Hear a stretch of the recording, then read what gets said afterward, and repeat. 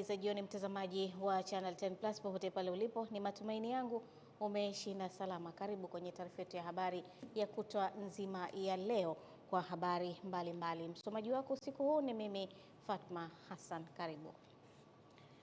Rais wa Jamhuri ya Muungano wa Tanzania Dr. Samia Suluhu Hassan amesema sekta ya mama na baba lishe ni muhimu kwa uchumi wa wananchi wa kipato cha chini, hivyo wanapaswa kuendeleza ubora wa huduma zao na kuifanya sekta hiyo kuleta tija kwa maendeleo ya taifa na kuinua uchumi wa mtu mmoja mmoja. Tupate taarifa zaidi. Ameyasema hayo wakati akifungua kongamano la kitaifa la mama na baba lishe jijini Dar es Salaam lenye kauli mbiu isemayo pika kishua, vaa kishua, uwe mama na baba lishe wa kishua, ikiwa na lengo la kuboresha ubora wa huduma, usafi na taswira ya biashara hizo, ambapo amezitaka taasisi za fedha kutoa mikopo nafuu kwa wajasiriamali hao na kuwaagiza viongozi wa serikali kufuatilia kwa karibu maendeleo ya sekta hiyo ili uweze kukua zaidi. Ni kwamba waendelee kuimarisha mikakati ya utoaji wa elimu ya lishe na usalama wa chakula kwa mama na baba lishe ili kulinda afya ya walaji na kuimarisha viwango vya huduma zinazotolewa. Agizo langu la 4 ni kwa Wizara ya Fedha kushirikiana na mamlaka nyingine za serikali iweke mazingira rafiki ya kisera na kisheria ili wafanya biashara ndogo ndogo za aina hii, mama lishe na baba lishe na wengine, wanufaike ipasavyo na huduma za kifedha zinazotolewa pamoja na kukuza shughuli zao za kiuchumi. Akizungumza katika kongamano hilo, Waziri wa Maendeleo ya Jamii, Jinsia, Wanawake na Makundi Maalum, Dr. Dorothy Gwajima amesema jukwaa hilo ni muhimu katika kuimarisha uelewa wa nafasi ya wafanyabiashara wadogo katika uchumi jumuishi na kuwawezesha kuchangia pato la taifa. Aidha, kongamano hili ni jukwaa muhimu la kujenga uelewa wa pamoja kuhusu nafasi ya wafanyabiashara ndogo ndogo katika uimarishaji wa uchumi jumuishi na namna bora ya kuwawezesha ili waweze kukua na kuchangia zaidi pato la taifa. Mheshimiwa Rais, kundi la mama lishe na baba lishe ni moja ya makundi yanayochangia uchumi usio rasmi nchini, likiwa linatoa ajira kwa maelfu ya Watanzania na kutoa huduma muhimu ya chakula kwa wananchi wa kada zote. Naye mwenyekiti wa Umoja wa Mama Lishe Hadhijawa Omari ameahidi kuwa wataendelea kuboresha huduma zao kwa kuzingatia afya na ustawi wa jamii kwa kuwa mabalozi wa nishati safi, utalii na utamaduni kupitia umoja wao. Mheshimiwa Rais, sisi mama lishe na baba lishe tunakuhakikishia tutaendelea kutoa mchango wetu kuhakikisha kuwa wananchi wanakuwa na afya njema kupitia huduma tunazotoa kwa ustawi wa jamii na taifa kwa ujumla, lakini pia tunaahidi kupitia umoja wetu kuwa tutakuwa mabalozi wako wazuri katika kuendeleza sera ya nishati safi, utalii, utamaduni kupitia kauli mbiu yetu ya mama na baba lishe wa kishua. UMALITA tunaamini kuwa maendeleo ya taifa letu yanajengwa na nguvu ya wananchi wote, hususan wale wa chini wanaogusa maisha ya kila siku. Kutoka jijini Dar es Salaam, Juma Mohamedi, Channel 10. Shukran sana Juma Mohamedi kwa taarifa hiyo. Wabunge wameishauri serikali kuendelea kuelimisha umma kuhusu umuhimu wa muungano wa Tanganyika na Zanzibar ambao umedumu kwa zaidi ya miaka 60 tangu ulipoasisiwa mwaka 1964, ikiwamo kuunganisha elimu ya muungano na mitaala ya elimu nchini pamoja na kujenga vituo vya kumbukumbu na nyaraka za muungano katika miji ya Dodoma, Dar es Salaam na Zanzibar. Mwanahabari wetu Amani Mbando ameandaa taarifa ifuatayo. Wabunge wametoa ushauri huo bungeni jijini Dodoma wakati wakijadili bajeti ya ofisi ya makamu wa rais muungano na mazingira kwa mwaka 2026-2027, ambapo wamesisitiza kuwa muungano huo ni tunu ya taifa na mfano wa kuigwa ndani na nje ya bara la Afrika. Kwa sasa hivi tuko pahala si pabaya sana, lakini kutoendelea kuelewa thamani ya muungano wetu, namna ambavyo umeundwa na ambavyo unaendeshwa kwa kizazi kilichopo ambacho hakijazaliwa wakati wa muungano, kunaweza kwenda kuhatarisha muungano wetu miaka ya mbele.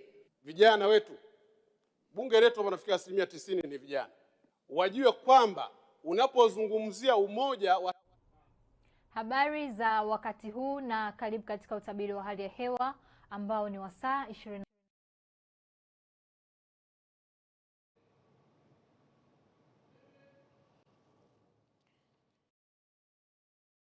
huko Dodoma, tuelekee sasa nchini DRC.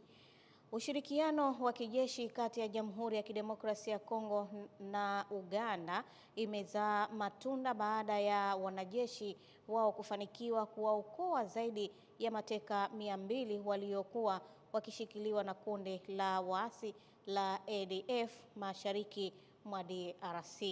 Kwa mujibu wa msemaji wa jeshi la Uganda, Chris Magezi, operesheni hiyo ilifanyika wiki iliyopita katika kambi ya waasi karibu na mto Epulu, ambapo mateka wengi walikutwa wakiwa katika hali mbaya kiafya.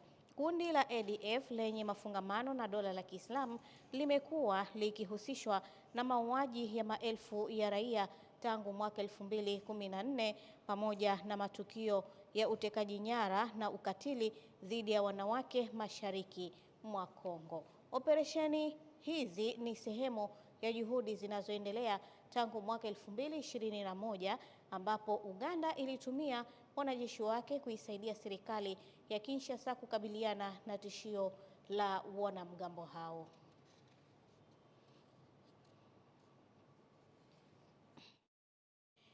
Tume ya uchunguzi matukio ya uvunjifu wa amani ya Oktoba 29 inatarajiwa kuwasilisha ripoti yake kwa Rais wa Jamhuri ya Muungano wa Tanzania, Mheshimiwa Dr. Samia Suluhu Hassan Aprili 23 mwaka huu. Taarifa zaidi na Salma Shabani. Akizungumza jijini Dar es Salaam, mwenyekiti wa tume hiyo, Jaji mstaafu Othman Chande, amesema katika mchakato wa ukusanyaji wa taarifa, tume hiyo imefanikiwa kuwafikia watu 63,603 kupitia njia mbalimbali, ambapo imepokea maoni, ushahidi na taarifa mbalimbali kutoka kwa wananchi na wadau tofauti uliosaidia kukamilisha uchunguzi huo. Na watu 63,603 ndio walioifikia tume, aidha kwa kuja kutoa ushahidi chini ya kiapo au kwa kuja kutuandikia madodoso au kuhudhuria vikundi vile maalum vya kiuchumi vya vijana, wajasiriamali, wanafunzi wa serikali za wanafunzi wa vyuo vikuu vijana au. Jaji Chande amesema tume hiyo ambayo imefanikiwa kupita katika wilaya 21 na mikoa 11 imefanya kazi kwa uwazi na upana kwa lengo la kupata ushahidi wa kila namna, ikiwa ni pamoja na kutumia madodoso kwa wahusika kujaza taarifa zao kwa uhuru bila kujaza majina. Una ulazima wa kutaja jina lako. Kunakupa maswali, wewe unajaza. Chanzo ni nini? Sio unajaza unavyotaka, unajaza kadri ya maswali yale ili utusaidie kujibu hadidu za rejea. Tumeambiwa tuchunguze chanzo ni nini, lengo waloingia kwenye vurugu ni nini, kichocheo kilikuwa ni nini, madhara yalikuwa madhara gani, na madodoso ni 4,891 kwamba watu wamejaza bila kusema yeye ni nani au na anaeleza anachotaka, uhuru. Jaji Chande amesema kuanzishwa kwa tume ya uchunguzi wa matukio ya uvunjifu wa amani si jambo lililofanywa na Tanzania pekee, bali tume za aina hiyo zimewahi kuundwa katika nchi mbalimbali duniani. Akitolea mfano, amesema nchi 57 za Jumuiya ya Madola zimewahi kuanzisha tume kama hizo ili kupata ukweli na kutoa mapendekezo yaliyosaidia kuimarisha amani. Salma Shabani, Channel 10, Dar es Salaam. Naam, katika kukabiliana na changamoto ya upungufu wa madawati, wananchi wa wilaya ya Buhigwe mkoani Kigoma wameendelea kuonesha jitihada za kuboresha sekta ya elimu baada ya wazazi wa shule ya sekondari Muyama kuanza kutengeneza madawati kwa kutumia miti iliyokuwa imepandwa shuleni hapo ili kuondoa adha ya upungufu wa viti na meza. Taarifa zaidi na Mwajabu Hoza. Hapa ni shule ya sekondari Muyama, moja ya shule iliyopo halmashauri ya wilaya Buhigwe. Shule hii ina jumla ya wanafunzi 721 ikiwa na viti 460 pamoja na meza 369, huku upungufu ukiwa ni viti 261 na meza 352. Wanafunzi wengi walilazimika kukaa chini au kubanana kwenye kiti kimoja, hali iliyokuwa ikiathiri kwa kiasi kikubwa mazingira ya kujifunzia na hata ufaulu wao kitaaluma. Kutokana na upungufu huo, wazazi wakaanza mpango maalum wa kuhakikisha wanaongeza viti na meza. Wazazi kupitia kikao cha wazazi walijadili changamoto hii kwa kina na ikaazimiwa kwamba rasilimali zilizopo kwa sasa zitumike kupunguza ukali wa tatizo. Ndipo pakatokea wazo la kutengeneza madawati 120. Profesa Yanda ni mbunge wa jimbo la Buhigwe ambaye ni miongoni mwa wadau waliohakikisha zoezi hilo linafanikiwa na hivyo kupata jumla ya madawati 120. Ndani ya mwaka huu tutaona ni yepi tunaweza tukayakamilisha, lakini kadhalika tutaendelea kufanya kazi pamoja na halmashauri ya Buhigwe na serikali kuu, tuone ni jinsi gani kwa awamu tutaelekeleza yale ambayo tunaona kwamba yanawezekana. Lakini pia katika wilaya hiyo imeelezwa kuwa hali ya elimu inaridhisha kutokana na juhudi mbalimbali zinazofanywa na serikali. Mara nyingi tulikuwa tukipangiwa walimu tunaweza tukapangiwa 50, 40 kitu, lakini this time tumepewa walimu 104 na walio wengi ni wa masomo ya science na mathematics. Mwajabu Hoza, Channel 10, Kigoma. Asante sana Mwajabu Hoza kwa taarifa hiyo.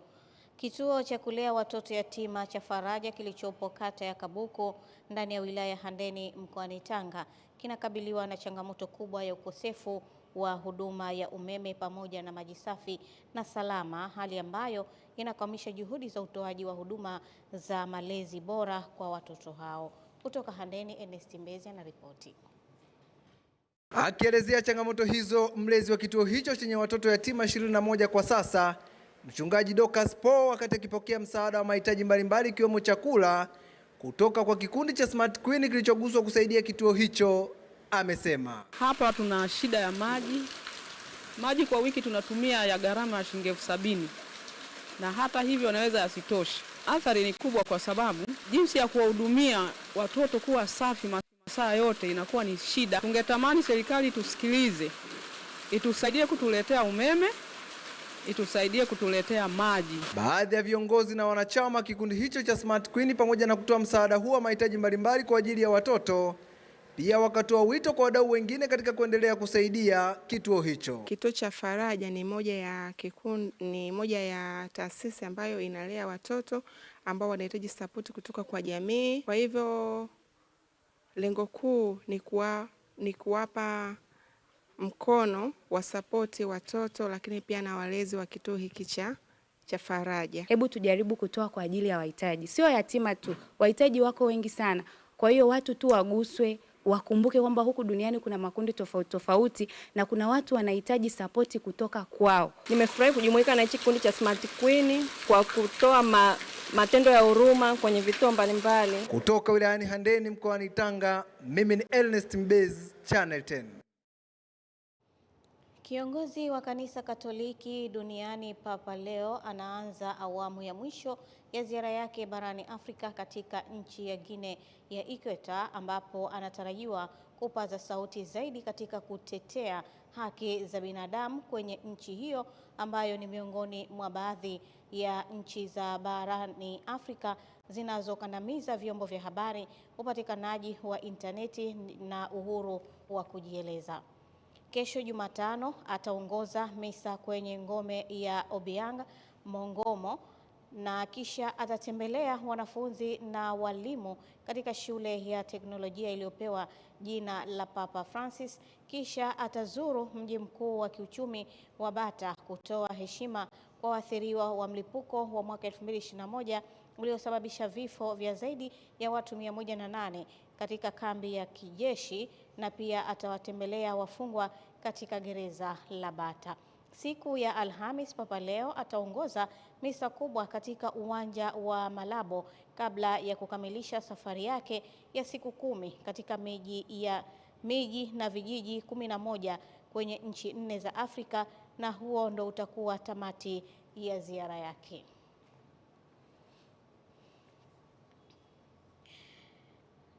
Mkuu wa wilaya ya Moshi mkoani Kilimanjaro Godfrey Mzava amewataka watendaji wa halmashauri ya manispaa ya Moshi kusikiliza na kutatua kero za wananchi kwa wakati ili kutekeleza agizo la Rais Mheshimiwa Dr. Samia Suluhu Hassan la kuhakikisha wananchi wanapata tabasamu la kudumu. Mwanahabari wetu Ahmad Nandonde ameandaa taarifa ifuatayo. Akizungumza katika kikao kazi cha tathmini ya robo ya tatu ya mwaka wa fedha 2025-2026 kilichofanyika manispaa ya Moshi, Mzava amesema ni wajibu wa kila mtendaji kutenga muda wa kusikiliza changamoto za wananchi na kuzipatia ufumbuzi, ikiwa ni sehemu ya utekelezaji wa agizo la Mheshimiwa Rais Daktari Samia Suluhu Hassan. Kila mtendaji, na nyinyi mkitoka hapa mwende mkaeleze watumishi kule, kila mmoja akishika vizuri eneo lake akasikiliza wananchi, na sio tu kisha kwenye kuwasikiliza wananchi wapate majawabu, sio majibu kubwa zaidi yako ukaliwasilisha ngazi iliyofuata ya uongozi. Hakuna jambo ambalo litakushinda ndani ya manispaa yetu ya Moshi, ndani ya wilaya yetu ya Moshi, wala mkoa wetu wa Kilimanjaro. Naye mkurugenzi mtendaji halmashauri ya manispaa ya Moshi Mwajuma Nasombe amesema tayari manispaa imeweka utaratibu maalum wa kupokea na kushughulikia malalamiko ya wananchi. Kila Jumatano ya kila wiki itakuwa ni siku ya kupokea na kusikiliza kero za wananchi. Ukiachilia mbali siku zingine ambazo tuna afisa kero yuko hapa anapokea kero, lakini siku hii itakuwa ni siku mahususi. Wananchi yoyote anayetaka kupata huduma ya kipekee, sio huduma ya dharura. Huduma ya dharura tunamkaribisha muda na siku yoyote, lakini anataka kupata kliniki ya kutibu changamoto yake kiundani, siku ya Jumatano akifika ofisi hii ya halmashauri atakutana na chumba maalum ambapo wataalamu wote watakuwa pale, maafisa wote kwenye kata wanamsubiri mwananchi huyu ambaye ni bosi wetu ili tuweze kumhudumia. Hata hivyo, Nasombe kusita kutilia mkazo swala zima la utunzaji wa mazingira, huku akitoa siku 3 kuhakikisha watendaji wanashirikiana na wananchi kufanya usafi katika maeneo yanayozunguka, ikiwemo kuondoa taka zote barabarani na kuzipeleka kwenye gari la taka. Natoa siku 3. Sitaki kuona uchafu katika eneo lolote ndani ya mtaa. Sio, unanielewa? Taka kwenye eneo ambalo gari haliwezi kufika, alafu unapiga kelele mkurugenzi aje kutoa hizo taka. Nakuja kutoaje? Kwa tunaomba kama ikiwezekana hizo taka zisogezwe sehemu ambayo gari inaweza kufika, tafuta namna ya kusogeza hizo eneo. Si vizuri sana kuingia kwenye taasisi inakuwa kama ni uchochoro tukanjia tunabaki, lakini eneo lote linakuwa ni nyasi. Ahmad Nandonde, Channel 10.